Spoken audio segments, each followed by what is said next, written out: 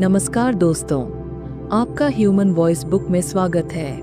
आज का वीडियो उन लोगों के लिए है जो अपनी भावनाओं पर नियंत्रण पाना चाहते हैं। हम बात करेंगे उस किताब के बारे में जो इस मुश्किल को आसान बना देती है, मास्टर योर इमोशंस।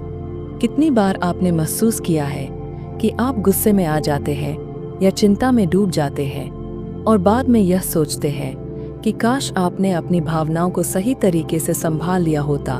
तो क्या होगा अगर मैं आपको एक ऐसी तरीका बताऊं जिससे आप अपने इमोशंस को पूरी तरह से समझ सके और उन्हें अपनी ताकत बना सके। यही इस किताब का उद्देश्य है। चैप्टर 1, अंडरस्टैंडिंग इमोशंस, भावनाओं को समझना। भावनाएं हमारे जीवन का हिस्सा है और यह हमारे हर कार्य, सोच और निर्णय को प्रभावित करती है।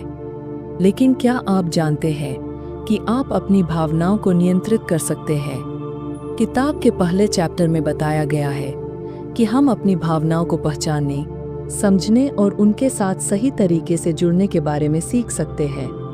हर इमोशन का एक कारण होता है और यह एक संदेश देने का काम करता है। अगर हम इन संदेशों को समझते हैं तो हम अपनी प्रतिक्रियाओं को बेहतर बना सकते हैं। इसके अलावा यह हमें अपने जीवन में अधिक संतुलन और शांति लाने में मदद करता है। Chapter 2, the role of thoughts in emotions, भावनाओं में विचारों की भूमिका। कभी कभी हम अपनी भावनाओं को नियंत्रित करने में असमर्थ होते हैं क्योंकि हम अपने विचारों को सही दिशा में नहीं ले जाते। इस चैप्टर में हम सीखेंगे कि हमारे विचार हमारे इमोशंस को कैसे प्रभावित करते हैं। किताब में एक तकनीक का उल्लेख किया गया है जिसे कॉग्निटिव बिहेवियरल थेरेपी (CBT) कहा जाता है। इस तकनीक का उद्देश्य नकारात्मक सोच को पहचानना और उसे सकारात्मक विचारों से बदलना है। जब हम अपनी सोच को बदलते हैं तो हमारी भावनाएं भी बदलने लगती हैं। उदाहरण के लिए, अगर हम किसी स्थिति को नकारात्मक तरीके से देख रहे हैं तो हम चिंता या डर का अनुभव करेंगे, लेकिन अगर हम उसे सकारात्मक तरीके से देखेंगे तो हमें शांति और आत्मविश्वास महसूस होगा। चैप्टर 3, रिकॉग्नाइजिंग इमोशनल पैटर्न्स, भावनाओं के पैटर्न को पहचानना। हम सभी के पास कुछ इमोशन पैटर्न होते हैं जो हमें बिना सोचे समझे किसी स्थिति में प्रतिक्रिया देने के लिए प्रेरित करते हैं। यह पैटर्न कभी हमें खुश कर सकते हैं, लेकिन कभी यह हमें परेशानी में भी डाल सकते हैं। किताब में बताया गया है कि हम इन पैटर्न्स को कैसे पहचान सकते हैं और उनसे बचने के तरीके सीख सकते हैं। इसके लिए एक तकनीक दी गई है जिसमें हमें अपने भावनाओं के समय पर ध्यान केंद्रित करने की सलाह दी जाती है। इस तरह से हम अपनी भावनाओं को पहचान सकते हैं और बिना किसी बुरे प्रभाव के उनसे निपट सकते हैं। चैप्टर 4, इमोशनल इंटेलिजेंस, भावनात्मक बुद्धिमत्ता। भावनात्मक बुद्धिमत्ता या इमोशनल इंटेलिजेंस (EI) का मतलब है अपनी और दूसरों की भावनाओं को पहचानना, समझना और सही प्रतिक्रिया देना। इस चैप्टर में यह बताया गया है कि कैसे हम अपनी इमोशंस को बेहतर तरीके से समझ सकते हैं और दूसरों की भावनाओं के प्रति संवेदनशील हो सकते हैं।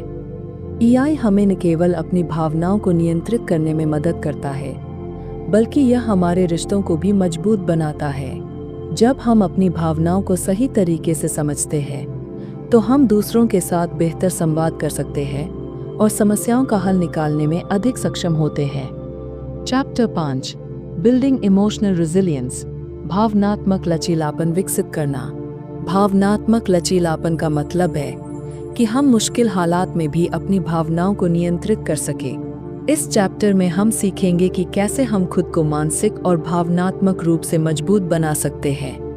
यह हमें तनावपूर्ण परिस्थितियों में शांत और संतुलित रहने में मदद करता है। इसमें किताब में बताए गए कुछ टिप्स दिए गए हैं, जैसे श्वास नियंत्रण तकनीक, ध्यान, मेडिटेशन और सोचने के तरीके में बदलाव, जिनसे हम अपनी भावनाओं को मजबूती से संभाल सकते हैं। Chapter 6, dealing with negative emotions, नकारात्मक भावनाओं से निपटना। क्या आपको कभी गुस्सा आता है या फिर चिंता, डर या दुख जैसी नकारात्मक भावनाओं का सामना करना पड़ता है? इस चैप्टर में यह बताया गया है कि हम इन नकारात्मक भावनाओं से कैसे निपट सकते हैं।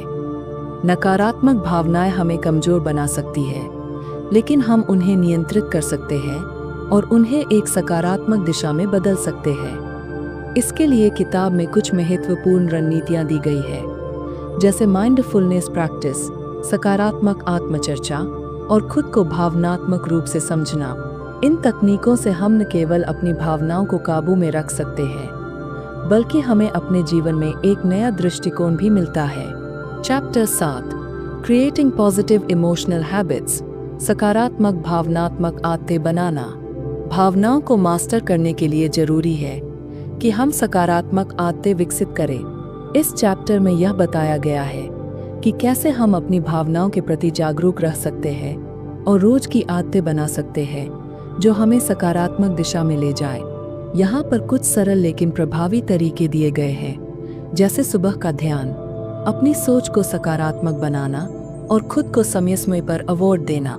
जब हम इन आदतों को अपनी जिंदगी का हिस्सा बना लेते हैं तो हमारे इमोशंस और जीवन दोनों में संतुलन आ जाता है। Chapter 8, the power of gratitude, आभार की शक्ति। आपने कभी सोचा है कि आभार, ग्रैटिट्यूड हमारी भावनाओं पर कितना असर डालता है? इस चैप्टर में हम देखेंगे कि आभार की भावना न केवल हमारी मानसिक स्थिति को बेहतर बनाती है, बल्कि यह हमारी इमोशंस को भी सही दिशा में मोड़ सकती है। आभार एक बहुत शक्तिशाली भावना है जो हमारे अंदर सकारात्मकता लाती है और नकारात्मक भावनाओं को कम करती है। किताब में आभार के अभ्यास के कई तरीकों के बारे में बताया गया है, जैसे रोज सुबह या रात को एक छोटे से जर्नल में उन चीजों को लिखना जिनके लिए हम आभारी हैं। यह छोटी सी आदत हमारी मानसिकता को बदल सकती है और हम अपने जीवन में खुशी की तलाश करने लगते हैं। जब हम आभार का अभ्यास करते हैं तो हम यह महसूस करते हैं कि हमारे पास जो है वही सबसे महत्वपूर्ण है और यह हमें संतुष्ट और शांत रखता है। Chapter 9, self care as emotional management, भावनाओं को प्रबंधित करने के लिए आत्म देखभाल। आत्म देखभाल या सेल्फ केयर का मतलब सिर्फ अपने शरीर का ख्याल रखना नहीं है, बल्कि यह हमारे मानसिक और भावनात्मक स्वास्थ्य को भी बेहतर बनाने का तरीका है। जब हम अपनी भावनाओं को काबू में रखना चाहते हैं तो आत्म देखभाल एक महत्वपूर्ण कदम है। इस चैप्टर में किताब यह बताती है कि हमें अपने मानसिक स्वास्थ्य के लिए क्या कदम उठाने चाहिए। इसके लिए किताब में कई तरीके बताए गए हैं, जैसे पर्याप्त नींद लेना, शारीरिक व्यायाम करना, स्वस्थ खानपान पर ध्यान देना और अपने शौक को समय देना। यह सब हमारी मानसिक स्थिति को मजबूत करता है और हमें बेहतर तरीके से अपनी भावनाओं को नियंत्रित करने में मदद करता है। आत्म देखभाल हमें भावनात्मक रूप से अधिक संतुलित और आत्मविश्वासी बनाती है, जिससे हम किसी भी चुनौती का सामना कर सकते हैं। Chapter 10, the importance of setting boundaries, सीमाएं निर्धारित करने का महत्व। हमारे भावनात्मक स्वास्थ्य के लिए यह जरूरी है कि हम अपनी सीमाओं को पहचानें और उनका सम्मान करें। इस चैप्टर में किताब यह बताती है कि हम अपनी भावनाओं को नियंत्रित करने के लिए सही सीमाएं कैसे तय कर सकते हैं। सीमाएं हमारी भावनाओं को बचाने का एक तरीका है। जब हम किसी से या किसी परिस्थिति से अधिक प्रभावित हो रहे होते हैं तो यह महत्वपूर्ण है कि हम अपनी भावनाओं को बचाने के लिए सीमाएं निर्धारित करें। सीमाएं न केवल दूसरों के साथ हमारे संबंधों को स्वस्थ बनाती है, बल्कि यह हमें अपने अंदर की भावनाओं को भी नियंत्रित करने का मौका देती है। यह हमें यह सिखाती है कि कब हमें न कहना है और कब हमें अपनी भावनाओं के प्रति ईमानदार रहना है। किताब में यह भी बताया गया है कि हमें अपनी भावनाओं को समझने के बाद अपनी सीमाएं स्थापित करनी चाहिए ताकि हम खुद को मानसिक और भावनात्मक रूप से स्वस्थ रख सके। अंत में, मास्टर योर इमोशंस हमें यह सिखाती है कि हम अपनी भावनाओं को सिर्फ समझ ही नहीं सकते, बल्कि उन्हें अपने फायदे के लिए भी इस्तेमाल कर सकते हैं। जब हम अपनी भावनाओं को कंट्रोल करते हैं तो हम अपने जीवन में अधिक शांति, संतुलन और खुशी पा सकते हैं। तो दोस्तों, उम्मीद है कि आपको यह वीडियो पसंद आया होगा। अगर हाँ, तो इसे लाइक और शेयर करें। और अगर आपने अभी तक ह्यूमन वॉइस बुक चैनल को सब्सक्राइब नहीं किया है तो जल्दी से सब्सक्राइब करें और हमारी नई वीडियोस का अपडेट पाएं। धन्यवाद।